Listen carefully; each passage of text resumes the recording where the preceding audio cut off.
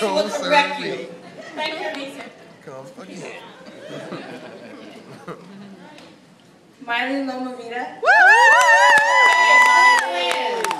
And these two ladies are a joy to teach, and we always have one that will basically do all the work, and the other one like, okay, can I help, and normally they do a little work, but we thank God because they are such a joy when they come into class. They're very helpful and very patient, and and I thank God because normally twins switch up on you. They didn't do that to us, so we thank God for that.